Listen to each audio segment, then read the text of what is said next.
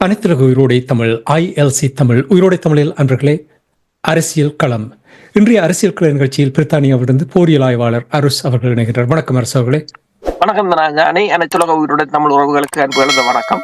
உங்களுக்கும் வணக்கத்தை தெரிவித்துக் கொண்டு இன்றைய அரசியல் கள நிகழ்ச்சியில் இலங்கை தீவு தொடர்பான விடயங்களை பார்ப்போம். முதலில் இலங்கைக்கான ஐநாவினுடைய பதிவிட பிரதிநிதி மார்க் ஆண்ட்ரூ அவர்கள் சமீபத்தில் ஊடகம் ஒன்றில் உரையாடும் பொழுது தமிழர் தாயகத்தில் நடைபெறுகின்ற விடயங்கள், ஸ்ரீலங்காவில் நடைபெறுகின்ற விடயங்கள் தொடர்பாக கூறியிருக்கின்றார். என்ன கூறியிருக்கிறார் என்று கூற முடியும்? உண்மையில் அவர் இப்ப நாங்கள் யோசிப்பது என்னென்று சொன்னால், வெளிநாட்டு தூதுவர்களுக்கோ அல்லது அதிகாரிகளுக்கோ நாங்கள் எங்கள் பிரச்சனைகளை விளங்கப்படுத்த வேண்டும் என்றெல்லாம் சொல்ல வேண்டிய என்று யோசிப்போம். ஆனால் அவரின் கருத்துக்களை நீங்கள் கேட்ட போது எங்களை விட மிக அதிக அளவில் எங்கள் தேசத்தை பற்றியும் மக்களை பற்றியும் அவர்களின் பொருளாதாரத்தை பற்றியும் அரசியல் தொடர்பாகவும் தெளிவாக தெரிந்து வைத்திருக்கிறார்கள் என்பதை அந்த ஒரு சந்திப்பு, அதாவது அவர் ஐக்கிய நாடுகள் சபையின் பதிவிட பிரதிநிதியாக 2023 ஆண்டு தான் வந்தவர். ஆனால் இந்த 2 வருடத்துக்கு இலங்கையை மட்டுமில்ல, தமிழ் மக்களின் அரசியல் புலம்பெயர் அமைப்புகள் தொடர்பாக அக்குவறு ஆணிவேறையாக தெரிந்து வைத்திருப்பது மிகவும் ஒரு ஆச்சரியமானது ஒன்று. அவர் சொன்னதில் நாங்கள் கருத்தில் கொள்ள வேண்டிய விடயங்கள் என்னவென்று சொன்னால், அவர் ஒன்றை கூறுகிறார் என்று சொன்னால், இந்த 4 வருடங்களில் இலங்கை கிட்டத்தட்ட 2 மடங்கு பவர்ட்டி, இலங்கையின் வறுமை 2 மடங்காக அதிகரித்திருக்கின்றது. இதனை தான் உலகில் எந்த நாடுகளிலும் பார்க்கவில்லை என்று சொல்லி, அதே சமயம் இந்த ஐக்கிய நாடுகள் சபையின் மனித உரிமைகள் ஆணைக்குழுவின் தீர்மானம் தொடர்பாக அவர்கள் பேசும்போது, தாங்கள் ஐக்கிய நாடுகள் சபைக்கான பிரதிநிதி, ஆனால் மனித உரிமைகள் ஆணைக்குழு என்பது பல நாடுகளை கொண்ட அமைப்பு என்றும் அந்த நாடுகளின் அடிப்படையில் இயங்கும் என்று சொல்லியும், தான் வடபகுதிக்கு சென்ற போது அந்த மக்களின் கருத்தின் அடிப்படையில் மூவ் ஓன் என்ற சொல்லைத்தான் அவர் பாவிக்கிறார், நாங்கள் பயணிக்க வேண்டும் என்று. அப்படி என்று பார்க்கும் போது இந்த நாடுகளுக்கு ஏற்ப ஐக்கிய நாடுகள் சபையும் இந்த மனித உரிமைகள் விவகாரத்தை கடந்து செல்ல போகிறதா என்ற ஒரு கேள்வியும் எழுந்திருக்கின்றது இந்த நேர்காணலை பார்க்கும் போது. ஆனால் அவர் இன்னொன்றை கூறுகிறார் என்றால், கடந்த வருடம் மட்டும் உலகில் 25 வீதமான மோதல்கள் அதிகரித்திருப்பதாகவும், அது அதாவது இந்த உலகத்தில் பெருமளவில் மோதல்கள் அதிகரித்து வருகின்ற இந்த நிலையில் ஐக்கிய நாடுகள் சபையின் நடவடிக்கைகள் கூட காத்திரமானதாக இருக்காது என்ற தொனிப்பொருள் தான் கூறியிருக்கின்றார். தமிழ் மக்கள் தொடர்பாக அவர் கூறும்போது அவர் கூறிய பல விடயங்கள் இங்கு முக்கியமானவை. ஒன்று, அவர் கூறியிருக்கிறார் என்று சொன்னால், யாழ்ப்பாண பல்கலைக்கழகத்துக்கு தான் சென்றதாகவும், அங்கு 3வது வருட 2வது வருட மாணவர்கள் எல்லா ஃபேக்கல்டிஸும் எல்லா பீடங்களையும் சேர்ந்த 50 மாணவர்களை சந்தித்ததாகவும், அதில் ஒரு பெண் கூறினாராம் தான் ஆர்டிபிஷியல் இன்டெலிஜென்ஸ் படிக்கிறேன் என்று சொல்லி. அப்ப அவர் கேட்கிறார் அந்த நேர்காணலில், ஆர்டிபிஷியல் இன்டெலிஜென்ஸ் படிச்சுட்டு யாழ்ப்பாணத்தில் எந்த ஒரு சாஃப்ட்வேர் கம்பெனி இல்லை, கொழும்பில் கூட அதற்கு வேலை எடுப்பது கடினம். அதாவது அங்கு படிக்கின்ற பாடங்கள், அதாவது யாழ்ப்பாணத்தில், அதாவது வடபகுதியில் இதுவரையில் பெருமளவான அபிவிருத்திகள் செய்யப்படவில்லை, முதலீடுகள் செய்யப்படவில்லை. அங்கு மாணவர்கள் உருவாக்கப்படுவது டொரண்டோவுக்கும் ஆஸ்திரேலியாவுக்கும் அனுப்பப்படுவதற்கு என்று அவர் நேரடியாக நாட்டையே சொல்கிறார். டொரண்டோவுக்கும் ஆஸ்திரேலியாவுக்கும் அனுப்பப்படுவதற்குத்தான் அவர்கள் பயிற்றுவிக்கப்படுகிறார்களே தவிர அந்த தேசத்தை வளப்படுத்துவதற்காக இல்லை. புலம்பெயர் தேசத்தை தொடர்பாக அவர் கூறும்போது சொன்னார், புலம்பெயர் தேசத்து மக்கள் கோயில்களை கட்டுவதற்கும் வீடுகளை கட்டி கொண்டு இருக்கிறார்களே தவிர எந்த ஒரு தொழில் வாய்ப்புகளை உருவாக்கி ஒரு 100 பேருக்கு வேலை வாய்ப்புகளை உருவாக்கி அந்த மக்களை அங்கு தங்க வைத்து தங்கள் தேசத்தை டெவலப் பண்ணுவதற்கு யாரும் சிந்திக்கவில்லை என்று கூறுகிறார். அதே போல வடக்குக்கு ஒதுக்கப்படும் நிதியில், அபிவிருத்திக்கான நிதியில் 8 வீதம் தான் பாவிக்கப்பட்டிருக்கிறது, 92 வீதம் திரும்பி சென்றிருக்கின்றது. இது தொடர்பாக அண்மையில் நாடாளுமன்ற உறுப்பினர் ஒருவர் கூறியிருந்தார். அதன் பின்னர் அனுரகுமார திசாநாயக்காவும் கூறியிருந்தார், ஏன் வடக்கில் வார நிதிகளை நீங்கள் திருப்பி அனுப்புகிறீர்கள் என்ற ஒரு நிலை. அதே போல அரசியல் தொடர்பாக கேட்கப்பட்ட போது அவர் கூறினார், தமிழ் மக்களின் அரசியலில் பெண்களுக்கான முக்கியத்துவம் மிக மிக குறைவு. அதே போல எல்லாம் அவர் லாங்குவேஜ்ல அவர் சொல்ற ஓல்ட் பீப்புள் என்றுதான் சொல்கிறார். எல்லா அரசியல் கட்சிகளையும் வயதானவர்கள் நிரப்பிக் கொண்டிருக்கிறார்கள். அங்கு டைனமிக்கான ஒரு இளைஞர்களுக்கான வழி விடுவதற்கு யாரும் இல்லை. அதைத்தான் அவர் கூறுகிறார். பிசினஸை பொறுத்தவரையும் வர்த்தகத்துறையை பொறுத்தவரையிலும் அங்கும் பெண்களுக்கான முக்கியத்துவமும் குறைவாக இருக்கின்றது. இளைஞர்களை வர்த்தக அதாவது தொழில்துறையில் ஈடுபடுத்துவதற்கான முயற்சிகளும் குறைவாக இருக்கின்றது. அவர்களுக்கான மூலதனத்தை வழங்குவதற்கும் யாரும் முன்வரவில்லை என்று கூறியிருக்கின்றார். அதாவது இந்த மக்களுக்கு அங்கு ஒரு வேலை வாய்ப்பை உருவாக்காமல் அவர்களை நீங்கள் பயிற்சியை கொடுத்து டொரண்டோவுக்கும் ஆஸ்திரேலியாவுக்கும் அனுப்புவதன் ஊடாக உங்கள் தேசத்தை நீங்கள் கட்டி அமைக்க முடியாது என்று கூறியிருக்கின்றார். அதே நேரம் இந்த அரசாங்கத்துக்கு அவர் ஒன்றை சொல்லி இருக்கிறார். அதாவது வட பகுதியில் மிகவும் வளமான விவசாய நிலங்கள் இருக்கின்றன. அந்த நிலங்களை படைத்துறையும் வன பாதுகாப்பு திணைக்களமும் இந்த வைல்ட் லைஃப் திணைக்களம் என்பன ஆக்கிரமித்து வைத்திருப்பதாகவும், அப்படி ஆக்கிரமித்து வைத்துக் கொண்டால் நாட்டில் எவ்வாறு பொருளாதாரம் வளரும் என்ற கேள்வியையும் அவர் எழுப்பி இருக்கின்றார். அதாவது இந்த நிலங்கள் அனைத்தும் அந்த உரிமையாளர்களிடம் அல்லது பிரைவேட் கம்பெனிகளிடம் வழங்கப்பட்டு அங்கு ஒரு அபிவிருத்தி மேற்கொள்ளப்பட்டு அங்கு உற்பத்திகள் மேற்கொள்ளப்பட வேண்டும் என்றதையும் கூறியிருக்கின்றார். நிறைய விடயங்களை பேசியிருக்கிறார். இப்ப நீங்கள் நான் கூறியதை கொண்டு பார்க்கும்போது தெரியும் அவர்களுக்கு எங்கள் பிரச்சனையில் அரசியலிலிருந்து பொருளாதாரத்திலிருந்து புலம்பெயர் தேசத்திலிருந்து எல்லாம் அக்குவரி ஆணுவரியாக தெரிகிறது என்று. ஆனால் அதே நேரத்தில் இவ்வளவு விடயமும் மார்க் ஆண்ட்ரூ அவர்கள் கூறிய விடயத்தை நீங்கள் சுட்டிக்காட்டியதை நான் கேட்டுக்கொண்டிருக்கும் பொழுது நீங்களும் நானும் உரையாடிய விடயங்களை தான் அவர் அங்கே சுட்டிக்காட்டியிருக்கின்றார். நாங்கள் துருவி காட்டியிருக்கிறோம். அதாவது இளைஞர்களுக்கு அங்கே சந்தர்ப்பம் கொடுக்கப்படவில்லை, தொடர்ச்சியாக வயது வந்தவர்கள் இருக்கிறார்கள், பெண்களுக்கு சந்தர்ப்பம் கொடுக்கப்படவில்லை, இனி இளையவர்கள் படித்துவிட்டு வேலை இல்லாமல் இருக்கின்றார்கள் என்ற விடயத்தை எத்தனை தடவைகள் நாங்கள் இங்கே கூறிவிட்டோம். அதற்கு இந்த முக்கிய காரணம் வடக்கு கிழக்கை அபிவிருத்தி செய்ய வேண்டும். வடக்கு கிழக்கில் தொழில்நுட்ப வளர்ச்சியை ஏற்படுத்தும் வகையில் நிறுவனங்களை உருவாக்கினால் எங்களுடைய இளைஞர்கள் வெளிநாடு போவதற்கு சிந்திக்க மாட்டார்கள். அதான் நீங்கள் கூறியவுடன் ஞாபகம் வருகிறது. ஒரு 2 மாதங்களுக்கு முன்னதாக நாங்கள் உரையாடும் பொழுது ஒரு தமிழன் பல்கலைக்கழகத்துக்கு சென்று பட்டப்படிப்பு பெற்றால் வருங்காலத்தில் தான் சாதிப்பதற்கு என்ன வழிகள் இருக்கின்றது?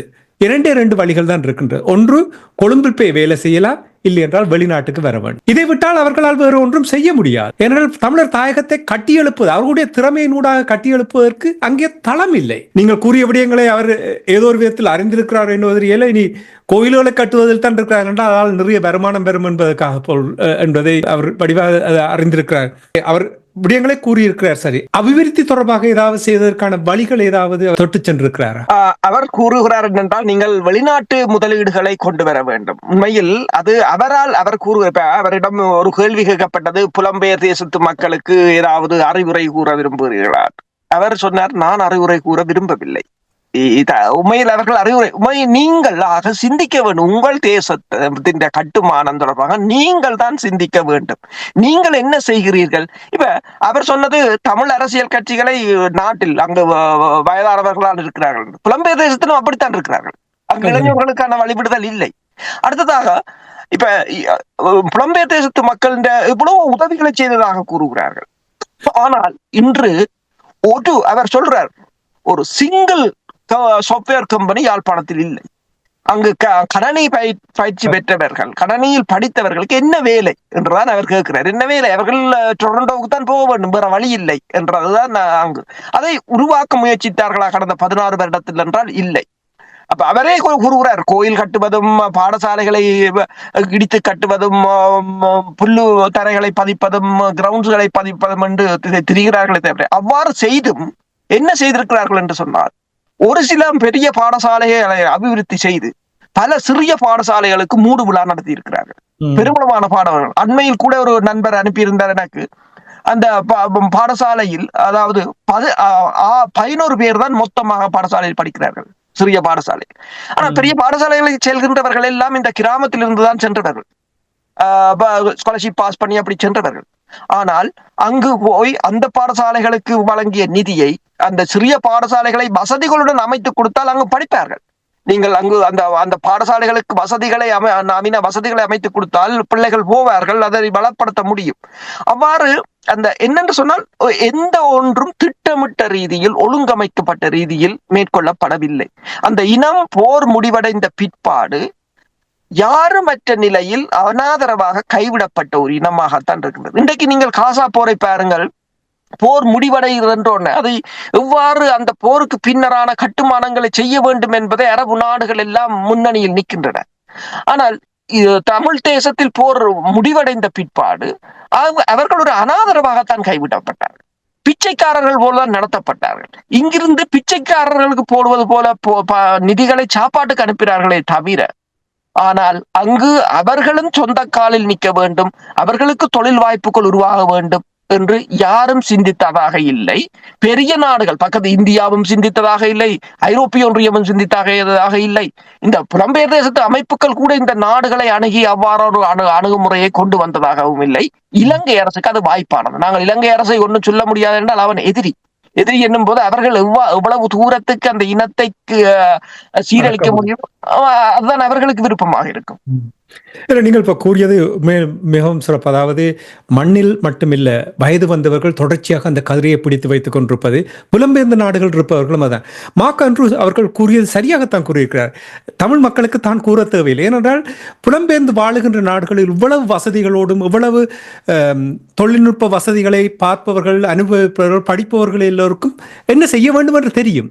தான் அதை கூற தேவையில்லை என்றால் செய்யத்தான் கூறுகிறார். ஆனால் எங்கே பிரச்சனை என்றால், இந்த வயது வந்தவர்கள் அந்த கதிரையை பிடித்து வைத்துக் கொண்டிருப்பதால், இளையவர்களிடம் அது பொறுப்புகளை ஒப்படைக்காததினால் நாங்கள் வளர்ச்சி அடைய முடியாமல் இருக்கிறோம். இப்போ தாயகத்தில் அரசு அவர்களே, ஏன் பெண்களுக்கு முதல் உரிமை கொடுக்க முடியாமல் இருக்கிறார் என்று பாருங்க. உலக நாடுகள் முழுக்க பெண்கள் தங்களுடைய திறமைகளை வெளிப்படுத்தி சாதனைகள் படைத்துக் கொண்டிருக்கிறார்கள். ஏன் தமிழர் தாயகத்தில் உங்களுக்கு தெரியும், போராட்டம் நடந்த காலத்தில் பெண்களுக்கு இவ்வளவு முன்னுரிமை வழங்கப்பட்டது. அப்பொழுது அவர்களுடைய வீரமும் திறமைகளும் வெளிப்படுத்தப்பட்டது. ஏன் இப்பொழுது அவ்வாறான நிலைமை இல்லாமல் இருப்பதற்கு என்ன காரணம்? உண்மைதான்.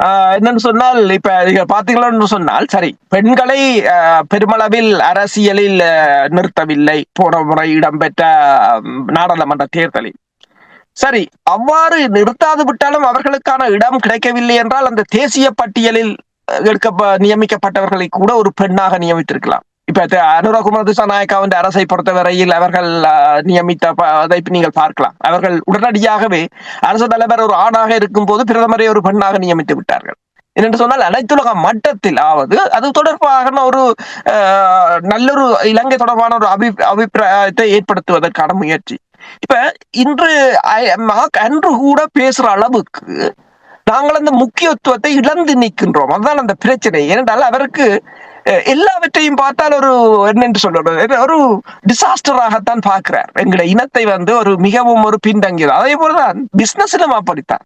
இங்க எல்லாம் உங்களுக்கு தெரியும், பெண்கள் எல்லாம் எவ்வளவு வர்த்தக துறையில் எவ்வளவு முன்னேறி இருக்கிறார்கள் என்று தெரியும். ஆனால் அதே போலதான் இளமாக்கள் என்ற நிலைமையும் அவ்வாறுதான் இருக்கின்றது. இப்ப இதை ஏன் இந்த அரசியல் கட்சிகளோ அல்லது சிவில் அமைப்புகளோ, இப்ப அவர் சிவில் அமைப்புகளை தான் கூறியிருக்கின்றார், சிவில் அமைப்புகள் கூட இதில் பெரிய அளவில் பங்கெடுக்கவில்லை அல்லது அவர்களுக்கான முக்கியத்துவம் வழங்கப்படவில்லை என்று கூறப்படுகின்றது. இப்ப இது மெல்ல மெல்ல மாற்றப்பட வேண்டும். இது தொடர்பாக தாயகத்தில் உள்ளவர்களும் சிந்திக்க வேண்டும், புலம்பெயர் தேசத்தில் இருக்கிறவர்களும் சிந்திக்க வேண்டும். அடுத்த ஒரு மாற்றத்தை நோக்கி நாங்கள் நகர வேண்டும். அரசியல் என்பது ஓடிக்கொண்டிருப்பது நீரோடை போல, அது யாருக்காவது நிற்காது. அது உலக அரசியலை பாருங்கள். இன்றைக்கு அமெரிக்கா, பிரித்தானியா, பிரான்ஸ் என்று சொல்லி என்ன கடந்து ஒவ்வொரு கிழமையும் என்ன மாற்றம் இடம்பெற்றுக் கொண்டிருக்கிறது என்றதை நீங்கள் பார்க்கலாம். அப்ப நாங்கள் நின்று விட்டால் எங்களுக்காக அரசியல் நிற்காது, அது ஓடிக்கொண்டுதான் இருக்கும். நாங்கள் தான் அதை மீண்டும் அந்த இடத்தை நிரப்புவதற்கு அதிக காலம் எடுக்கும். கடந்த வாரம் ஒரு கூட்டத்துக்கு அழைத்திருந்தார்கள்.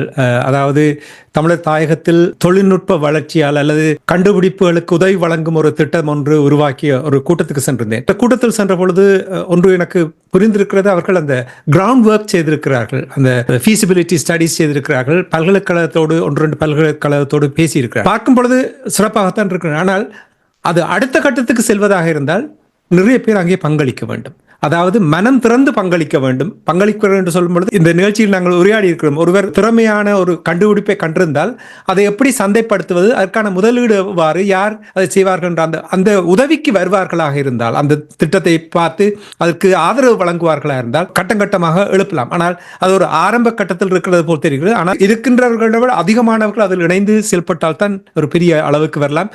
நீங்கள் கூறியது போல் இந்த அரசியல்வாதிகள் ஏனைய நாடுகளிடம் தொடர்பு கொண்டு அபிவிருத்தி தொடர்பாக மார்க் ஆண்ட்ரூ அவர்களை இதை அவதானித்து கூறுகிறார் என்றால் மேற்கத்திய நாடுகள் இருப்பவர்களுக்கு இந்த நிலைமை நிச்சயமாக புரிந்து கொள்ள முடியும்.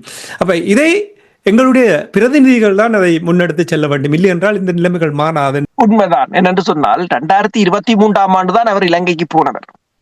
2 வருஷத்துக்குள் அவர் உலகத்தையும் அவதானிக்கிறார் என்றால், இந்த நாங்கள் புலம்பெயர் தேசத்தில் இருக்கிற அமைப்புகளாக இருக்கலாம், கட்சிகளாக இருக்கலாம், இவர்கள் ஏன் இவ்வாறு எங்கள் தேசத்தை இவ்வளவு நோக்கில் பார்க்கவில்லை? சோ இந்த விடயத்தில் நாங்கள் இன்னென்ன இடத்தில் பின்தங்கி நிற்கின்றோம், ஏன் மக்கள் வெளியேறுகிறார்கள், ஏன் சனத்தொகை குறைகின்றது என்றதை ஏன் இவர்களால் பார்க்க முடியவில்லை என்றது பெரிய ஒரு ஆச்சரியமாக இருக்கின்றது. அந்த ஒரு வெளிநாட்டவர், அதாவது நாங்கள் அங்கு பிறந்தவர்கள், எங்களுக்கு கல்ச்சர் அதாவது கலாச்சார ரீதியாகவும் பண்பாட்டு ரீதியாகவும் பிறந்தவர்களுக்கு இன்னும் கூடாது, அவரை விட கூடுதலாக அறிவை பெற முடியும் எங்கள் தேசம் தொடர்பாக. ஆனால் அவர் யாரோ ஒருவர், ஏதோ ஒரு இடத்தை சேர்ந்தவர், 2 வருடங்களுக்கு அக்குவேறு ஆணுவேறையாக எங்கள் பலவீனம் எல்லாவற்றையும் அறிந்திருக்கிறார். ஆனால் புலம்பெயர்ந்து வாழுகிற நாடுகள் இருப்பவர்கள் வழிகாட்டிகளை அப்படி குறைத்து நீங்கள் கூற முடியாது. ஏனென்றால் அவர்களுக்கு தெரியும், ஆனால் அதை என்ன செய்வதென்று தெரியாமல் நிற்பதுதான் பிரச்சனை. அவர்கள் தெரிந்து அதை என்ன செய்வதென்று தெரியாமல் இருக்கிறார்கள் என்றால் நிறைய பிளவுகள், கதிரைக்கு பிரச்சனை. இந்த நிலைமையில் மாற்றம் பெறாவிட்டால் கண்டுபிடித்தாலும் அதை செயல்படுத்த முடியாமல் இருக்கு. என்றால் ஒருவர் செயல்படுத்த வலிக்கிட்டால் இன்னொருத்தர் விட மாட்டார், அல்லது அதை பற்றி என்ன ஒரு கருத்து கூறுவார். இதுதான் தமிழருடைய நிலைமை இப்பொழுது இருக்கின்றது. இந்த நிலைமையை மாற்றம் பெற வேண்டும். அதாவது வடக்கு கிழக்கில் பெரிய அளவில் தொழில்நுட்ப வளர்ச்சியை ஏற்படுத்தும் வகையில் நிறுவனங்களை நிறுவி முதலீடு செய்யாவிட்டால் அங்கிருக்கிறவர்கள் தொடர்ச்சியாக வெளிநாடுகளுக்கு சென்று கொண்டேதான் இருக்க போகிறார்கள். நாங்கள் அவர்களை குறை கூற முடியாது. என்றால் என்னால் படித்த துறையில் நான் செயற்பட முடியவில்லை என்றால் என்னென்று நீங்கள் அந்த பிள்ளையை குறை கூற முடியும்? அது நியாயமான ஒரு அவர்களுடைய வாதம் என்று கூறிக்கொண்டு இந்த விடயத்தை நாங்கள் தொடர்ச்சியாக எவ்வளவு அழுத்தம் வந்தாலும் எவ்வளவு கல்லறி விழுந்தாலும் நாங்கள் இதை சுட்டி காட்ட வேண்டும். ஏனென்றால் சுட்டி காட்டினால்தான் இவர்கள் புரிந்து கொள்வார்கள். அதற்கு ஒரு உதாரணமாக அரசியல் பரப்பில் நடந்த விடயங்களை நீங்கள் அறிந்திருப்பீர்கள். அதை நாங்கள் இப்பொழுது நிறுத்திக்கொண்டு இனி தெற்கிலங்கை அரசியலை பார்ப்போம். ரணில் விக்ரமசிங்க, உங்களுக்கு தெரியும், ரணில் விக்ரமசிங்காவும் பதவி மோகம் பிடித்தவர். அவர் எப்படியாவது தான் அந்த பதவியில் இருக்க வேண்டும் என்று ஏதோ ஒரு வகையில் தான் சொல்வார்கள், நரி தந்திரம் படைத்தவர் என்று சொல்வார்கள். அவர் ஜனாதிபதி தேர்தல், அதிபருக்கான தேர்தலில் தோல்வி அடைந்த பின்பு தொடர்ச்சியாக ஏதோ ஒரு வழியில் அங்கே தான் ஈடுபட வேண்டும் என்று செயல்பட்டுக் கொண்டிருக்கின்றார். 3ஆம் தடவையாக இந்தியாவுக்கு அவர் ரணில் விக்ரமசிங்க, இப்பொழுது அவரிடம் ஒரு போர்ட்போலியோவும் இல்லை, ஆனால் பயணித்திருக்கிறார். என்ன காரணத்துக்காக பயணித்திருக்கிறார் 3ஆம் தடவை? சில மாதங்களுக்குள் 3வது தடவையாக ரணில் விக்ரமசிங்க இந்தியாவுக்கு சென்றிருக்கின்றார். அவர் சென்றது குளோபல் இஷ்யூ என்ற ஒரு கான்ஃபரன்ஸ் டெல்லியில் இடம்பெற இருக்கின்றது. அதில் பேசுவதற்காக சென்றிருக்கின்றார். அதில் பேசுவதற்காக டோனி அபோட் என்ற ஆஸ்திரேலியாவின் முன்னாள் பிரதமர் போகிறார். அதே போல ஸ்டீபன் காப்பர் என்ற கனடாவின் முன்னாள் பிரதமர் உட்பட பலர் அதில் கலந்து கொள்ள இருக்கிறார்கள். ஆனால் இங்கு முக்கியத்துவம் என்னவென்று சொன்னால், ரணில் அதில் மட்டும் பேசவில்லை. அதில் அவர் சவுத் ஏசியா ஜியோ பொலிட்டிக்ஸ் எப்படி இருக்க போகிறது, அதாவது தென்னாசிய பிராந்தியத்தின் பூகோள அரசியலும் அதன் பொருளாதார தாக்கங்களும் அதற்கான பிராந்திய நாடுகளின் ஒருங்கிணைந்த செயற்பாடும் என்ற தலைப்பில் தான் பேச போகிறார். ஆனால் அது மட்டுமில்லாது அந்த கான்ஃபரன்ஸுக்கு பிறகு அவர் பிரதமர் நரேந்திர மோடியை சந்திக்க போகிறார். அதே போல இந்தியாவில் இருக்கின்ற வர்த்தகர்கள் தலைவர்களையும் சந்திக்க போகிறார். உங்களுக்கு தெரியும், அண்மையில் இலங்கை அரசுக்கும் இந்திய வர்த்தகர்களுக்கும் இடையிலான ஒரு முரண்பாடு. உதாரணமாக அதானி குழுமம் இலங்கையின் மிகப்பெரிய ஒரு அபிவிருத்தி திட்டத்திலிருந்து அதானி குழுமம் வெளியேறி இருந்தது. அப்ப அதானி குழுமம் வெளியேறிய பிற்பாடு சஜித் பிரேமதாசா ஒன்றை கூறியிருந்தார், வெளிநாட்டு முதலீட்டாளர்கள் இவ்வாறு வெளியேறுகிறார்கள் என்று சொன்னால் இலங்கை அரசு இவ்வாறு அதாவது பொருளாதாரத்தை கட்டி எழுப்ப போகிறது என்று சொல்லி. ஆனால் இப்ப என்னென்று சொன்னால், ரணில் விக்ரமசிங்கா வர்த்தகத்தை, அதாவது தொழில் அதிபர்களை சந்திக்க போகிறார், நரேந்திர மோடியை சந்திக்க போகிறார். ஆனால் நீங்கள் கூறியது போலதான் ரணில் விக்ரமசிங்கா இப்போது எந்த பதவியிலும் இல்லை. இலங்கையில் இருந்த போதும் அவர் இந்த வெளிநாடுகளுக்கு செல்வது, அதாவது இந்தியாவுக்கு தொடர்ச்சியாக பயணத்தை மேற்கொள்வது, இந்தியா ஏதோ ஒரு வழியில் அந்த தற்போதைய அரசுக்கு எதிரானவர்களை தன் பக்கம் அல்லது பலப்படுத்துவதன் ஊடாக இந்த அரசை கட்டுப்படுத்துவதற்கான ஒரு பின்தள முயற்சியில் ஈடுபட்டிருப்பதாகத்தான் கருதக்கூடியதாக இருக்கின்றது. இப்ப பாத்தீங்கன்னு சொன்னால், சஜித்தின் SJBக்கும் ரணில் விக்ரமசிங்காவின் UNPக்கும் இடையிலான பேச்சுக்கள், பல சுற்று பேச்சுக்கள் இப்போது இடம்பெற்றிருக்கின்றன. ஒருங்கிணைந்து அரசியலில் ஈடுபடுவது, இதனைத்தான் இந்தியா அரசு தலைவர் தேர்தலின் போது கூறியிருந்தது. 2 தரப்பும் இணைந்து போட்டியிடுமாறும், அதே போல நாடாளுமன்ற தேர்தலிலும் கூறியிருந்தது அவ்வாறு போட்டியிடுவதன் மூலம் வெற்றி பெற முடியும் என்று. ஆனால் அப்போது அவர்களுக்கு புரியவில்லை. இப்போது அவர்கள் இந்த உள்ளூராட்சி தேர்தலில் இரு அணிகளும் ஒன்றாக சேர்ந்து போட்டியிடப் போவதாக தெரிவிக்கப்படுகிறது. அதன் ஊடாக தாங்கள் அங்கு ஒரு பலமான சக்தியாக எழ முடியும் என்று யோசிக்கிறார்கள். ஏதோ ஒரு வகையில் ரணில் விக்ரமசிங்காவை வைத்து இப்ப உங்களுக்கு தெரியும் மஹிந்த ராஜபக்ஷ அணியாக இருந்தாலும் அவர்கள் ரணில் விக்ரமசிங்காவுடனான உறவுகள் அவர்களுக்கு மிக மிக அதிகம். அவர்கள் இந்த சீனுக்குள் வராமல் பின்தளத்தில் இருந்து கொண்டு ரணில் விக்ரமசிங்கா ஊடாக இதனை நகர்த்துகிறார்களோ என்ற ஒரு கேள்வி இங்கு எழுகிறது. இப்ப இலங்கை தீவில் அனுரகுமார திசாநாயக்கனுடைய அரசாங்கத்தினுடைய பலமான நிலை, இவர்கள் என்ன காய்களை நகர்த்தினாலும் இவர்கள் விரும்புகின்ற மாற்றங்களை அங்கே ஏற்படுத்துவதற்கான வாய்ப்புகள் இருக்கிறதா? என்ன பிரச்சனை என்று சொன்னால், அனுரகுமார திசாநாயக்காவின் அரசு இப்ப இந்த மார்ச் மாதத்துடன் 6 மாதங்களை எட்டுகின்றது. அதாவது இப்போது 160 நாட்கள் என்று சொல்கிறார்கள்.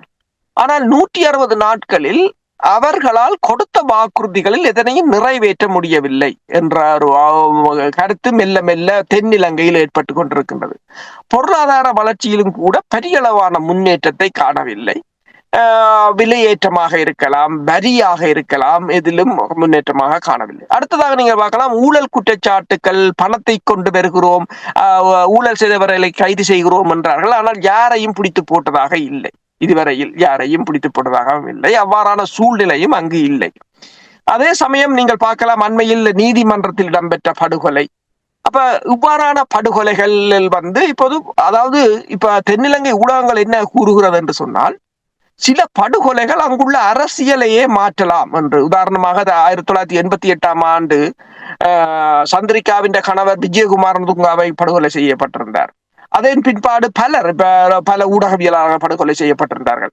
அவ்வாறு கூறுகிறார்கள் என்று சொன்னால், இந்த படுகொலைகள் கூட தற்போதைய அரசுக்கு ஒரு சவாலாகத்தான் இருக்கின்றது என்றுதான் கூறப்படுகின்றது. அப்ப இந்த அரசை பொறுத்தவரையில் அந்த ஒரு பொருளாதாரத்தை இன்னும் சில மாதங்களில் சீர் செய்து மக்களுக்கான வாழ்க்கை தரத்தை உயர்த்தாது விட்டால் இந்த அரசு தப்பி பிழைப்பதை கடினம் என்ற ஒரு நிலை இருக்கின்றது. இதைத்தான் இந்த ரணில் விக்ரமசிங்கா தரப்பு பயன்படுத்த முற்பட்டு நிற்கிறார்கள்.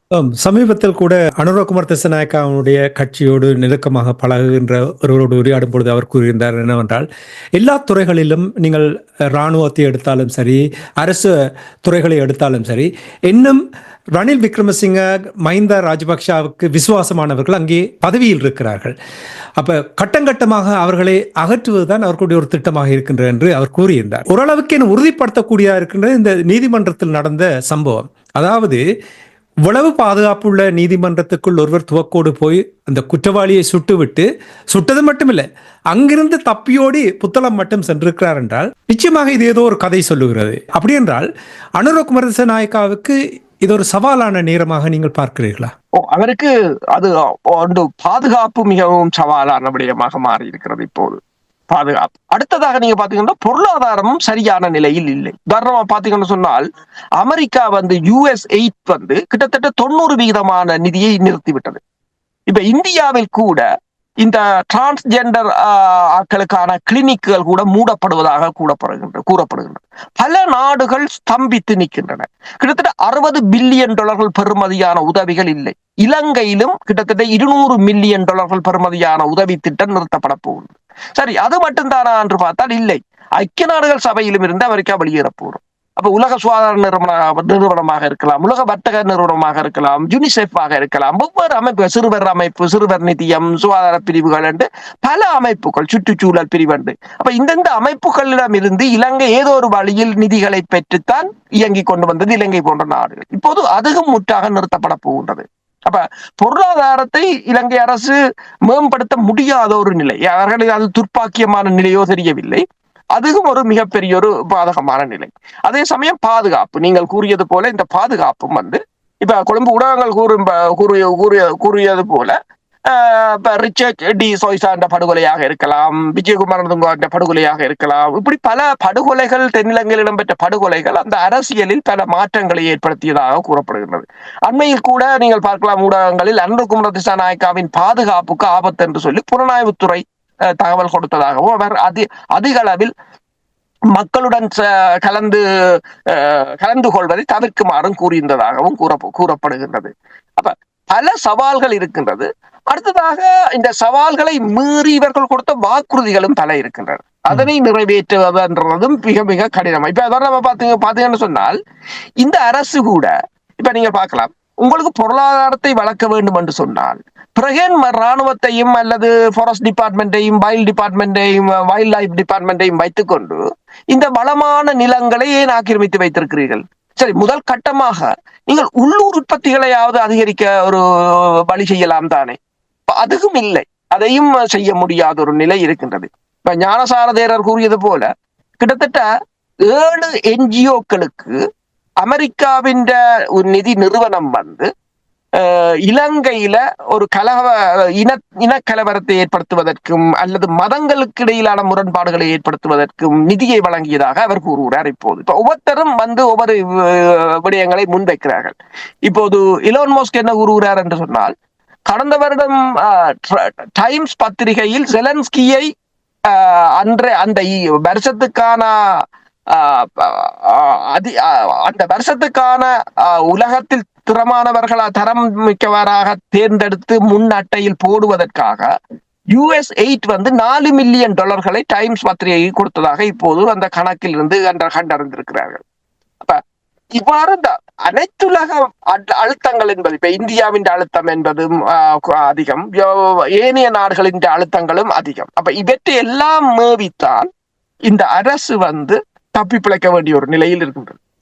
இலங்கையை பொறுத்தமட்டில் இலங்கை தீவில் எந்த ஒரு சிங்கள அரசியல் தலைவர்கள் வந்தாலும் தமிழ் மக்கள் தொடர்பாக இதுவரையில் அவர்கள் தமிழ் மக்களுடைய ஒரு விடிவு தொடர்பாக செயல்படவில்லை என்பது உறுதியாக எல்லோருமே கூறலாம். அதில் எந்த மாற்று கருத்தும் இருக்க முடியாது. ஏனென்றால் இதுவரையில் அவ்வாறான ஒரு செயல்பாடு எந்த ஒரு அரசாங்கத்திடம் காணவில்லை.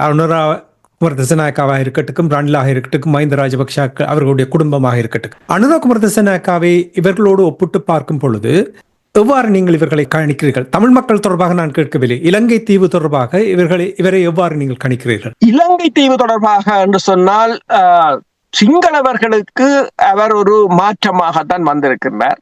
அதாவது ஊழல்களை ஒழிப்பது, இயலுமானவரை சிங்கள மக்களின் வாழ்க்கை தரத்தை உயர்த்துவது, ஒரு மாற்றத்தை கொண்டு வருவது. அண்மையில் கூட நீங்கள் பார்க்கலாம், விமான பயணங்களை தொடர்பாக பட்டியலை வெளியிட்டார்கள். ஒவ்வொரு அரசு தலைவர்களும் எத்தனை கோடி ரூபாய்களை வெளிநாட்டு பயணங்களுக்கு செலவு செய்திருக்கிறார்கள் என்று சொல்லி வெளியிட்டிருக்கிறார்கள். இவ்வாறு இந்த வீண் விரயமாக எல்லா செலவுகளும் செய்யப்பட்டது என்று சொல்லி அதே சமயம் உங்களுக்கு தெரியும், இந்த நலிந்த ஜெயதிலகா என்றவர் பிரதம கொறடோ, அவர் கூட ஒன்றை கூறியிருக்கின்றார். 2016ஆம் ஆண்டிலிருந்து 14 ஆணைக்குழுக்கள் நியமிக்கப்பட்டன. அதாவது இந்த அரசுகள் ஏதாவது ரணில் அரசாக இருக்கலாம், மஹிந்த ராஜபக்ஷ அரசாக இருக்கலாம், மைத்ரிபால சிறிசேன அரசாக இருக்கலாம், ஏதாவது பிரச்சனை என்றவுடன் உடனடியாக ஒரு ஆணைக்குழுவை அமைப்பதுதான் அவர்களின் வேலை. அந்த ஆணைக்குழு பேர்ந்து காணாமல் போய்விடும். 2016ஆம் ஆண்டிலிருந்து 14 ஆணைக்குழுக்கள் அமைக்கப்பட்டன. 53 கோடி செலவழிக்கப்பட்டது. ஆனால் எவையும் அறிக்கை கொடுக்கவில்லை, எல்லாம் காணாமல் போனது. காணாமல் போனோர் தொடர்பான ஆணைக்குழு கூட 144 லட்சம் ரூபாய் செலவழிக்கப்பட்ட பின்னரும் அதுவும் காணாமல் போனதாகத்தான் கூறுகிறார்கள். ஆனால் ஒன்றுதான் பேக் பண்ணியது என்னென்றால், இந்த 2022ஆம் ஆண்டு இடம்பெற்ற அறகலிய போராட்டத்தின் போது அந்த அரசு தலைவர்கள், நாடாளுமன்ற உறுப்பினர்களின் வீடுகள் எரிக்கப்பட்டதற்கான ஆணைக்குழு நியமிக்கப்பட்டு அது விசாரணையை முடித்து அதற்கான இழப்பீடுகளும் வழங்கப்பட்டிருக்கின்றன. எல்லோருக்கும் கோடிக்கணக்கான ரூபாய்கள் வழங்கப்பட்டிருப்பதால் இப்ப இவ்வாறான இந்த ஊழல் மிக்க அரசை அவரால் ஓரளவு குறைக்க முடியும். மற்றது வெளிநாட்டு முதலீடுகளை கொண்டு வந்து தென்னிலங்கையில் இப்பயும் பார்க்கலாம், நெதர்லாந்து வந்து இந்த நெஸ்லே என்ற நிறுவனத்துக்கு உதவியை செய்திருக்கின்றது அபிவிருத்திகளை. இப்ப எல்லா அபிவிருத்தியையும் தென்னிலங்கையை நோக்கி திருப்பி அவர் தென்னிலங்கையை ஒரு விருத்தி செய்யக்கூடிய நிலையா இருக்கலாம். அது சிங்களவர்களுக்கு ஒரு அனுகூலமானதாக இருக்கும் உண்மையில். ஆனால் தமிழ் மக்களை பொறுத்தவரையில் நான் எப்படி பார்க்கிறேன் என்றால், இதுவரை இருந்த அரசுகளை விட வேஸ்டாகத்தான் பார்க்கலாம். பிரித்துக்க இந்த கேள்வியை கேட்டேன். தமிழர் தரப்பு தொடர்பாக நான் பார்க்கவில்லை என்றதை பிரித்துக்கிட்டேன். அவ்வாறுதான் எல்லோரும் பார்த்துக் கொண்டிருக்கிறார் என்றால் நிறைய எதிர்பார்ப்புகளை ஏற்படுத்தினார்கள் தேர்தல் காலங்களில், இல்லையா? உண்மைதான். தமிழ் மக்கள் தொடர்பாக என்ன கூறலாம் என்று சொன்னால், இதுவரை காலம் இருந்தவர்கள் இனப்பிரச்சனை இருக்கு என்று கூறினார்கள். இவர் இல்லை என்றே கூறுகிறார்.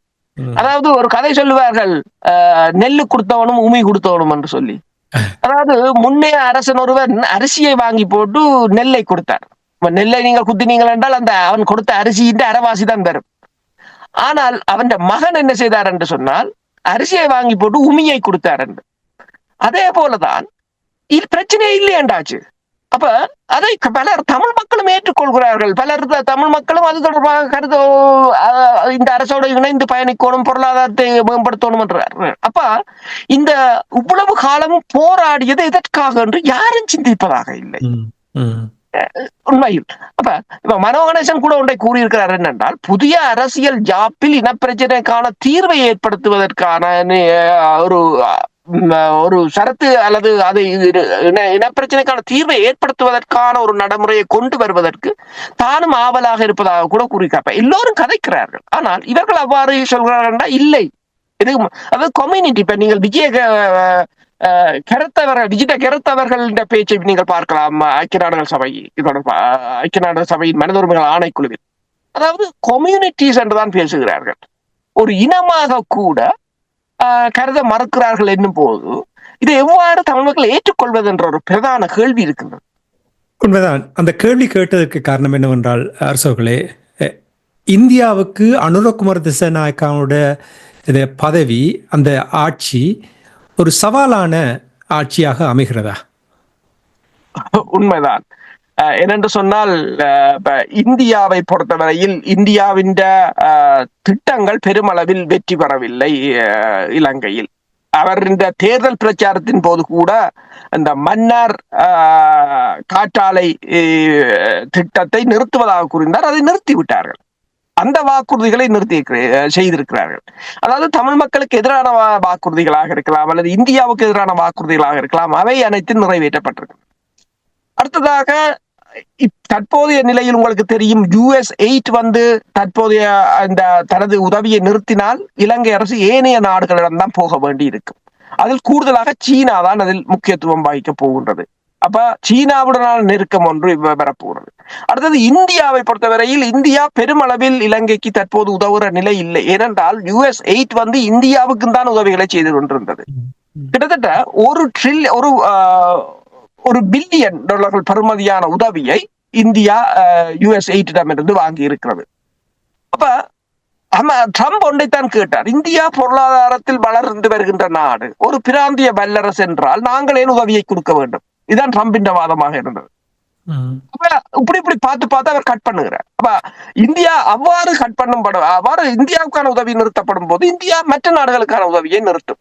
அதுதான் வளமையானது ஒன்று. அப்ப இந்த நிலைமையில் அனுரகுமார திசாநாயக்கா ஏதாவது ஒரு வழியில் ஏதாவது ஒரு சார்பு நிலையை எடுக்க வேண்டிய நிலை.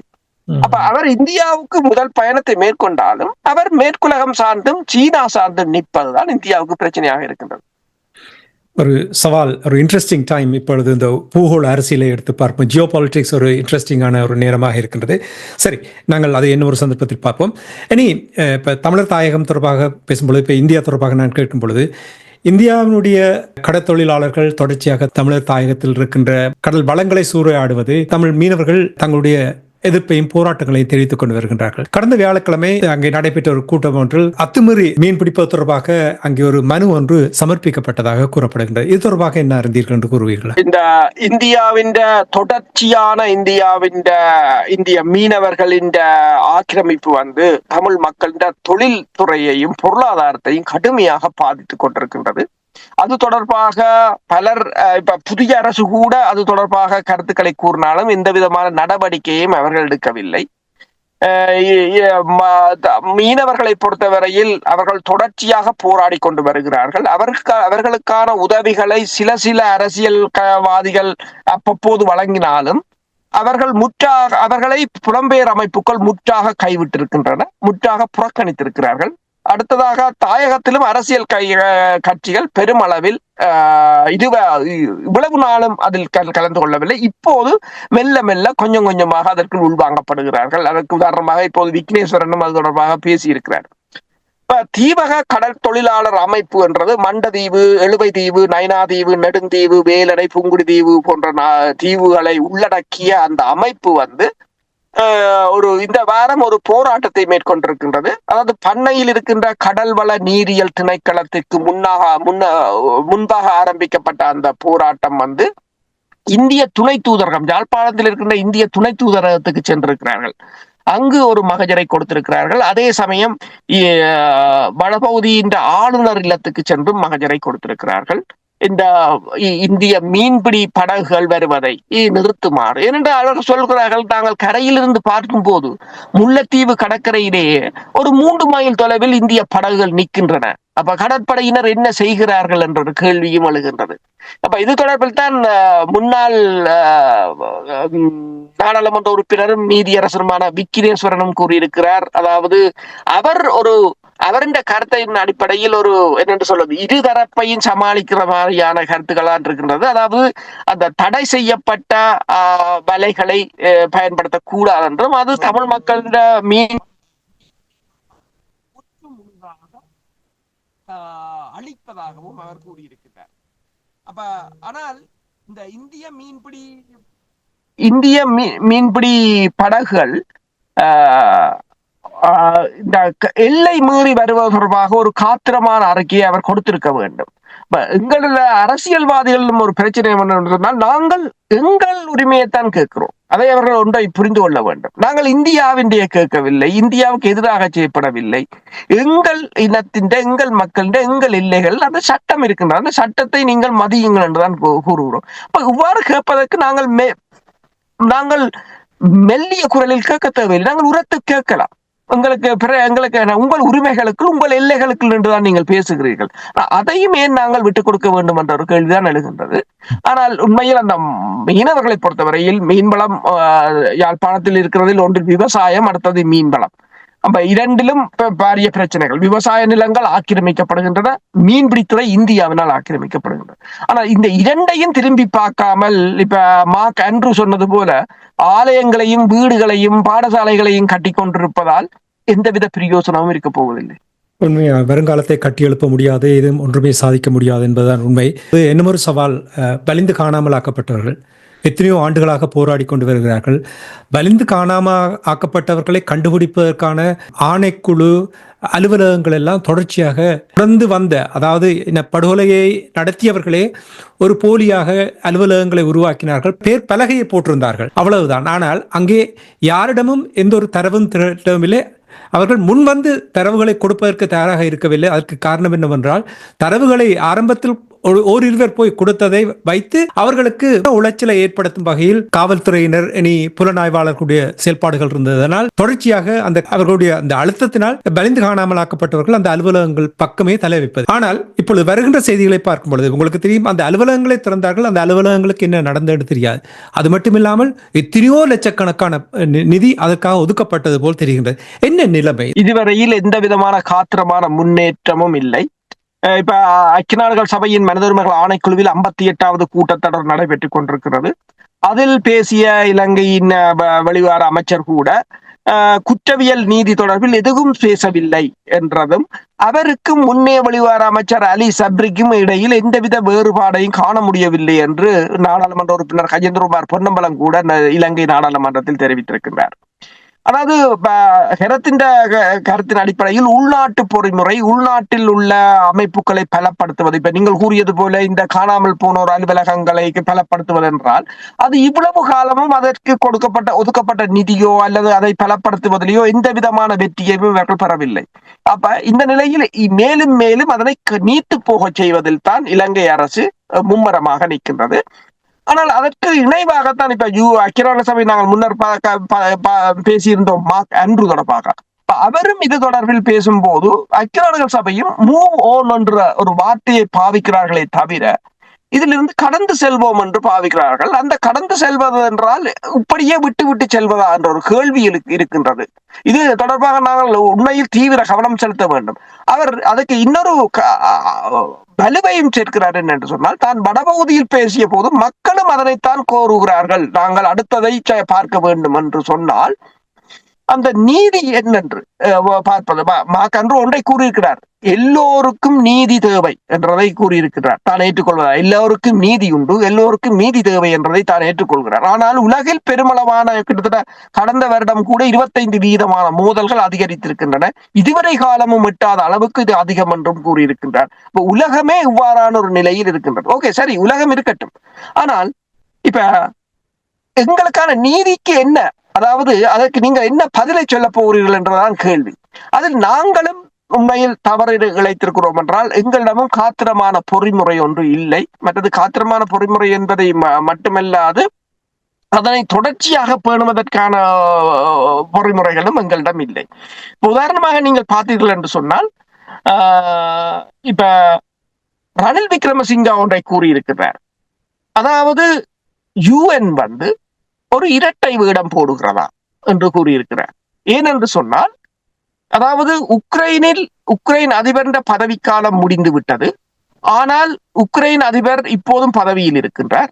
அது தொடர்பாக ஐரோப்பிய ஒன்றியம் மௌனமாகத்தான் இருக்கின்றது. உக்ரைனில் இடம்பெறுகின்ற சம்பவங்கள் தொடர்பாக மனித உரிமைகள் ஆணைக்குழு எதையும் பேசுவதில்லை.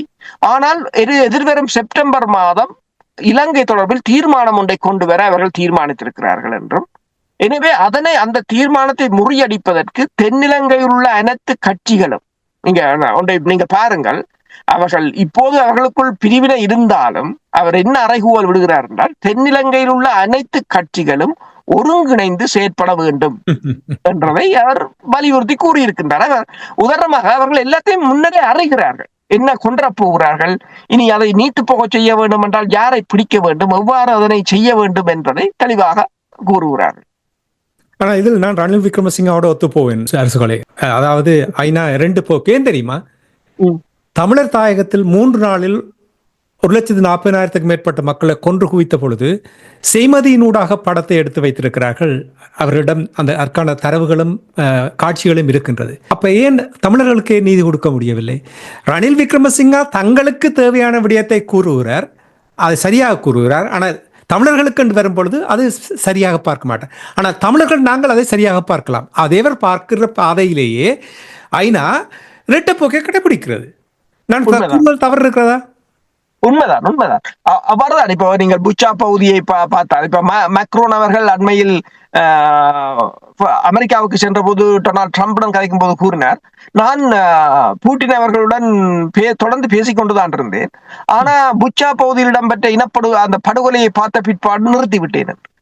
அப்ப அதே மாதிரி இலங்கையையும் பார்த்திருக்கலாமே. நீங்கள் இலங்கையில் இடம்பெற்ற இனப்படுகொலையை பார்த்த பிற்பாடு நீங்கள் இலங்கை அரசுடனான தொடர்புகளை துண்டித்திருத்தீர்கள் என்றால் நீங்கள் ஒரு நியாயவாதிகளாக அல்லது ஜனநாயகவாதிகளாக பார்க்கலாம். ஆனால் அவ்வாறு இல்லை. தமிழர்களுக்கு வேறு வழி இல்லை. இவ்வாறான போலியான அமைப்புகளாக இருந்தாலும் நாங்கள் நம்பித்தான் ஆக வேண்டிய ஒரு நிலைமை இருக்கின்றது. இப்போ UNHCR 58வது கூட்டத்தொடர் நடைபெற்றுக் கொண்டிருக்கின்றது. அதில் ஏதாவது ஆக்கப்பூர்வமாக நீங்கள் பார்க்கக்கூடிய விடயங்களை எதுவும் அவதானித்தீர்களா? இலங்கை அரசு தனது நிலைப்பாடுகளை வலுப்படுத்துகின்றது. ஏனைய நாடுகள், இப்ப நீங்கள் மார்க் அன்ரூ தகவலின் அடிப்படையில் ஏதோ இந்த புதிய அரசுக்கு ஒரு அவகாசம் கொடுக்கிறது அல்லது அவர்களுக்கான சந்தர்ப்பத்தை கொடுக்கிறது, இதனைத்தான் தினமும் அவர்கள் கூறிக்கொண்டு வருவது. ஏனென்றால் அவர்கள் அவ்வாறுதான் கூறுவார்கள். என்று சொன்னால், தமிழர் தரப்பால் ஏதாவது ஒரு தரப்புக்கு அழுத்தங்கள் இருக்கும் போதுதான் அவர்களும் ஒரு நடவடிக்கை எடுப்பார்கள். அதான் நான் கூறினேன், அரசியல் என்பது ஓடிக்கொண்டிருப்பது. நீங்கள் அந்த ஓட்டத்தில் இல்லை என்று சொன்னால் உங்களை யாரும் கணக்கில் எடுக்க மாட்டார்கள். இப்ப எங்களால் அவர்களுக்கு ஏதாவது ஒரு தரப்புக்கு ஒரு அழுத்தம் இருக்கும் என்று சொன்னால் கட்டாயம் நாங்கள் ஒரு பேசு பொருளாக இருப்போம். இப்ப நாங்கள் எந்த ஒரு அரசியலுக்கும் இல்லை, அமெரிக்காவின் அரசியலுக்கும் இல்லை, இந்தியாவின் அரசியலுக்கும் இல்லை, ரஷ்யாவின் டேக்கிலையும் இல்லை, உக்ரைன் டேக்கையும் இல்லை, இஸ்ரேல் டேக்கையும் இல்லை. அப்ப நாங்கள் யார் என்றது கூட அவர்களுக்கு தெரியாது. அவர்களாக தேடி எங்களை பார்த்தால் தான் தெரியுமே தவிர நாங்கள் யார் என்றது கூட தெரியாது. சில விடயங்களை நாங்கள் துணிந்து செய்ய வேண்டும். சில நாடுகளுடனான உறவுகளாக இருக்கலாம். இப்ப நீங்கள் இந்த விடயம் தொடர்பாக இப்ப அன்றைக்கு நான் ஒருவருடன் கலைக்கும் போது அவர் ஒன்றை எனக்கு கூறினார். இப்ப ட்ரம்ப் எடுத்து வர்ற நடவடிக்கைகள் உங்களுக்கு தெரியும். இப்ப ஒரு நல்லொரு டீம் ஒன்று எங்கள்ட இருந்து அது ஒரு டாக்குமெண்டை ப்ரிப்பேர் பண்ணி கொண்டு போய் ஒரு ட்ரம்புடன் கதைத்தாலே அவர் சில வழியை நடவடிக்கை எடுப்பார். என்று சொன்னா இப்ப எடுக்கிற நடவடிக்கையில நீங்கள் பார்த்தால் அவர் அப்பதான் தெரியும் இலங்கையில் இப்படி இருக்கிறதா என்று கூட அவருக்கு தெரியாமல் கூட இருக்கலாம். அப்ப அவ்வாறான ஒரு நிலையை கூட எங்கட தரப்பால் செய்ய முடியவில்லை. அதாவது எந்தெந்த இடத்தில் போய் இப்ப என்ன யோசிப்பார்கள், இனி ட்ரம்புடன் கதைத்தால் பிரித்தானியா பிரதமருக்கு கோபம் வந்துவிடும் அல்லது பிரான்ஸ் பிரதமருக்கு கோபம் வந்துவிடும், இனி மாறி யோசிப்பார்கள். அதான் அந்த பிரச்சனை. இந்தியாவுக்கு கோபம் வந்துவிடும். அடல் இப்ப நாங்கள் தமிழர் தரப்பு ஒரு விதத்திலும் சரியாக முன்னகர்ந்து செல்ல முடியாமல் இருப்பதற்கு என்ன காரணம்? மாற்றங்கள் உலகத்தில் நிறைய மாற்றங்கள் இருக்கு. இப்ப நீங்கள் டொனால்ட் ட்ரம்ப் தொடர்பாக கூறும்பொழுது அதே ஒரு பெரிய ஒரு மாற்றம். ஏன் தமிழர்களால் ஒன்றுமே செய்ய முடியாமல் இருக்கிறது? அதற்கு என்னென்று சொல்வதென்றால், ஒரு துணிச்சல் மிக்க தலைவர்கள் அல்லது அமைப்புகள் தேவை. இப்ப நீங்கள் பார்த்தீங்கன்னு சொன்னால் பலஸ்தீன விடுதலை இயக்கமாக இருந்தாலும் சரி அல்லது ஒவ்வொரு நாடுகளை பார்த்தாலும் சரி, தாங்கள் ஒரு இடத்தில் அதாவது எதிரி தங்களை வெற்றி கொண்டு விட்டால் அதற்காக அவர்கள் ஓடிப்போய் எதிரியுடன் நிற்க மாட்டார்கள். எதிரியுடன் நின்று ஒருபோதும் அவர்கள் வேலை செய்வதில்லை. தோல்வியோ வெற்றியோ தங்கள் நிலைக்கு நிற்பார்கள். ஆனால் எங்கள் தரப்பில் தான் இப்போது என்ன பிரச்சனை என்று சொன்னால், நாங்கள் யார் என்று தெரியாமல் எல்லோ நாடுகளிடம் ஓடுகிறோம். ஓடிப்போய் பிச்சை கேட்பது போல கேட்கிறோம். அவ்வாறு கேட்க தேவையில்லை. நீங்கள் உங்கள் நிலையில் இருந்து உங்கள் மக்களை நம்பினால், இப்ப நான் கூறினது ஒன்றுதான் முதல் கூறியிருந்தேன், அதிகாரம் என்பது என்ன? யார் தருவது உங்களுக்கு? அமெரிக்கா தாரதா உங்கள் அதிகாரத்தை, அல்லது ஐரோப்பா தாரதா, அல்லது பிரித்தானியா தாரதா? யார் தாரது? உங்கள் மக்கள் தான் உங்களுக்கு அதிகாரத்தை தர வேண்டும். இப்ப பாருங்கள், நேற்று ஒரு ஆய்வாளர் பேசும்போது கூறியிருந்தார், இந்த பால்டிக் நாடுகள் இருக்கிறது, சிறிய சிறிய நாடுகள், அமெரிக்காவை நம்பி பக்கத்து ரஷ்யாவுக்கு எதிராக கடும் வார்த்தை பிரயோகங்கள், கடுமையான நடவடிக்கைகளை எடுத்தார்கள். இப்போ அமெரிக்கா மாறணும்னா விழி விதுங்கி நிற்கிறார்கள். என்ன செய்ய நடுக்கடலில் விடப்பட்டு விட்டார்கள். அப்ப அவங்க அந்த ஆய்வாளர் ஒன்று சொல்றார், பக்கத்துல ஒரு பலமான நாடு இருக்கிறது என்றதை கூட பார்க்காமல் இவ்வாறு கதைக்கிற அளவுக்கும் கூட அரசியல் எங்க போயிடுச்சு என்றதுதான் அந்த ஒரு நிலைமை. அப்ப அதே போன்றுதான் இப்ப நீங்கள் தமிழர் தரப்பை எடுத்து பார்த்தாலும் நாங்கள் ஒரு அதாவது அந்த பால்டிக் நாடுகள் இந்த கதைக்கு வர, ஏனென்றால் உங்கள் அதிகாரம் உங்கள் மக்களும் உங்கள் நாட்டிலும் தான் இருக்கும். நீங்கள் அமெரிக்காவில் தங்கி இல்லை. இன்று அமெரிக்கா மாறிவிட்டது. இன்று என்ன செய்ய போறீர்கள் என்ற ஒரு நிலை இருக்கின்றது. பிரான்சோ பிரித்தானியாவோ கூட விழிபிரிங்கி நிற்கிற ஒன்றும் செய்ய முடியாம நிலையில். பிரித்தானியா பிரதமர் சென்றிருந்தார். பிரதமர் சென்று அங்கு தான் படை அனுப்புவேன் என்ற போது ட்ரம்ப் திருப்பி கேட்டார், நீ தனியா ரஷ்யாவை சமாளிப்பியோண்டா? அவர்கிட்ட பதில் இல்ல. அந்த கூட்டத்துல இருந்தவங்க அவ்வளவு பேரும் சிரிச்ச சத்தம் தான் கேக்குது. அப்ப என்ன பிரச்சனை என்று சொன்னால், அந்த நம்பி இருக்கிறது தான் அந்த பிரச்சனை. உங்கள் சொந்த மக்களை நம்பாது. இப்ப நீங்கள் கேட்ட கேள்விக்கு என்ன என்று சொன்னால், நீங்கள் மக்களை கட்டி எழுப்பி இருந்தீர்கள் என்று சொன்னால், அந்த அதிகாரத்தை உங்களிடம் வைத்திருப்பீர்கள் என்று சொன்னால், இந்த நாடுகள் எல்லாம் உங்களிடம் வரக்கூடிய ஒரு சூழ்நிலையை ஏற்படுத்தி இருக்கலாம். இப்ப நீங்கள் மார்க் ஆண்ட்ரூ கூறியதை நான் இங்கே கூறலாம். அதாவது தமிழர் தாயத்தில் வயது வந்தவர்கள் இருக்கிறார்கள், புலம்பெயர்ந்த நாடுகள் இருக்கின்றவர்கள் வயது வந்தவர்கள் இருக்கிறார்கள். அவர்கள் ஒதுங்குவதற்கான எந்த ஒரு சமிகையையும் காண முடியவில்லை. அவர் பிடித்து கொண்டுதான் இருக்க போகிறார்கள். எவ்வாறு எளியவர்கள் உள்வாங்கி அதை அவர்களை ஒரு பக்கம் மெதுவாக தள்ள வைப்பதற்கு என்ன வழிகள் இருக்கிறது? உண்மைதான், நீங்கள் கேட்ட கேள்விக்கு அதுதான் முக்கியமான காரணம். அவர் கூறியது ஒன்றுதான், இளைஞர்கள் தான் டைனமிக்காக இருப்பார்கள் கூடுதலா. அப்ப அந்த டைனமிக் இது போயிட்டது. அந்த இயங்கு நிலை தமிழரிடமிருந்து போய்விட்டது. என்னென்னா, இயங்க முடியாதவர்கள் தான் நிர்வாகத்தில் இருக்கிறார்கள். அப்ப தமிழற்ற அரசியலும் இயங்க முடியாத நிலையில் தான் இருக்கின்றன. இப்ப நீங்கள் கூறியது போல அதை எவ்வாறு செய்ய வேண்டும் என்று சொன்னால், அதற்கு உண்மையில் இளைஞர்களும் முன்வர வேண்டும். அவர்கள் இவற்றை எல்லாம் ஒதுக்கி தள்ளிவிட்டு தாங்கள் புதிதாக ஒன்றை ஆரம்பிக்க வேண்டும். இல்லையா? அதுதான் ஒரே ஒரு வழி. ஏனென்றால் அவர்கள் வருவதற்கு தயங்குகிறார்கள். என்னவென்றால், அரசர்களே எத்தனை அமைப்புகள் உருவாகினது, ஆனால் 2 நாட்களில் அவர்கள் ஓடிவிட்டார்கள் என்றால் அவர்களுக்கும் இவர்களுக்கும் அந்த அலவரிசையில் பயணிப்பதற்கு இவர்களிடம் திறமை இல்லை, இளையவர்களோடு ஒப்பிட்டு பார்க்கும்போது. அதுவும் ஒரு பெரிய ஒரு பிரச்சனை. நாங்கள் ஒத்துக்கொள்ளத்தான் வேண்டும். எளியவர்கள் இப்பொழுது இந்த நூற்றாண்டில் பிறந்த எளியவர்கள் புலம்பெயர்ந்து வாழுகின்ற நாடுகள் சரி, அவர்களிடம் அறிவு திறமைகள் நிறைய இருக்கின்றது வயது வந்தவர்களோடு ஒப்பிட்டு பார்க்கும் பொழுது, இல்லையா? உண்மைதான். அவர்கள ஃப்ரீக்வன்சிக்கும் எங்களோட ஃப்ரீக்வன்சிக்கும் ஒத்து வராது. அப்ப அவர்களின் வழியில் இயங்க விட வேண்டும். அதற்கான பின்னுதவிகளை வழங்க வேண்டும். அதை கட்டி வளர்த்திருக்க வேண்டும். இப்ப உதாரணமாக பார்த்தீங்கன்னு சொன்னால் பொருளாதார ரீதியாகவும் சரி, தொழில்நுட்ப ரீதியாகவும் சரி, அதுக்கான பின்தள உதவிகளை வழங்கலாமே தவிர நாங்கள் அவர்களை முன்னின்று சில காரியங்களை நகர்த்தி கொண்டு செல்லக்கூடிய ஒரு நிலைக்கு கொண்டு வந்திருக்க வேண்டும். இப்ப தென்னிலங்கை கட்சிகள் கூட அவ்வாறுதான் செய்கின்றன. இப்ப அடுத்த ஜெனரேஷனை அவர்கள் இளம் பாராளுமன்ற உறுப்பினர்களை சீனாவுக்கும் அனுப்பியிருக்கிறார்கள், இந்தியாவுக்கும் அனுப்பியிருக்கிறார்கள். ஒரு வளர்ச்சி பெற வேண்டும் என்ற ஒரு இனம் சிந்தித்தால் நாங்கள் கட்டி எழுப்ப வரும், எங்களுக்கு என்று ஒரு நாடு இருக்க வேண்டும், நாங்கள் எங்களை ஆள வேண்டும் என்றால் இவ்வாறான திட்டங்கள் இருக்க வேண்டும். எளியவர்களை எப்படி படிப்படியாக இப்போ ஒரு விளையாட்டுத்துறை எடுத்து பாருங்கள். என்னத்துக்காக அண்டர் 14, அண்டர் 15, அண்டர் 16, அண்டர் 19 என்று வைத்திருக்கிறார்கள். அவர்களை படிப்படியாக கட்டமாக பயிற்சிகளை கொடுத்து அந்த ஆடுகளங்களில் ஆடும் பொழுது அவர்களுக்கு நிறைய அனுபவம் வந்துவிடும். அப்ப பெரிய இடத்தில் விளையாடும் பொழுது அவர்களுக்கு அப்பொழுதே எல்லாம் பதப்படுத்தப்பட்டு விடுவார்கள். இதை ஏன் சிந்திக்க முடியாமல் இருக்கிறார்கள் என்று எனக்கு புரியவில்லை, உண்மையாக புரியவில்லை. ஏதோ நாங்கள் எங்களால் முடிந்த அளவு நாங்கள் தொடர்ச்சியாக இந்த விழிப்புணர்வை ஏற்படுத்தும் வகையில் நாங்கள் தொடர்ந்து உரையாடுவோம். நான் ஏற்கனவே கூறியது போல் கல்லறி விழும், ஆனால் பரவாயில்லை. எங்களுடைய இனத்துக்காக கல்லறி விழுந்தால் அதை நாங்கள் ஏற்பதற்கு தயாராக இருக்கின்றோம். நன்றி அரசோகளை. இன்றைய நிகழ்ச்சியில் இணைந்து இலங்கை தீவில் தமிழர் தாயகம் தொடர்பாகவும் இனி தெற்கிலங்கையில் எவ்வாறான நிலைமைகள் இருக்கின்ற என்ற விடயங்களை உயிருடைய தமிழ் உறவுகளோடு பகிர்ந்து கொண்டமைக்காக அன்பர்கள் சார்பாக நன்றியை கூறிக்கொண்டு மீண்டும் இன்னும் ஒரு நிகழ்ச்சியில் இணைந்திருப்போம். அதுவரைக்கும் நன்றி, வணக்கம். நன்றி.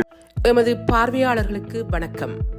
மக்களின் குரலாய் ஓங்கி ஒலிக்கும் இலக்கு மின்னிதழ் மற்றும் உயிரோடை தமிழ் வானொலி ஆகிய இவ்விரு ஊடகங்களும் உங்களைப் போன்ற எமது நேயர்கள் நண்பர்களின் ஆதரவிலேயே இயங்கி வருகின்றன.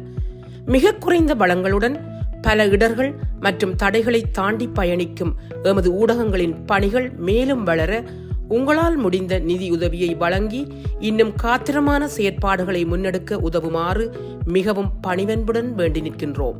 உங்கள் பங்களிப்பு உங்களின் உரிமை குரலாய் ஓங்கி ஒலிக்கும். நன்றி.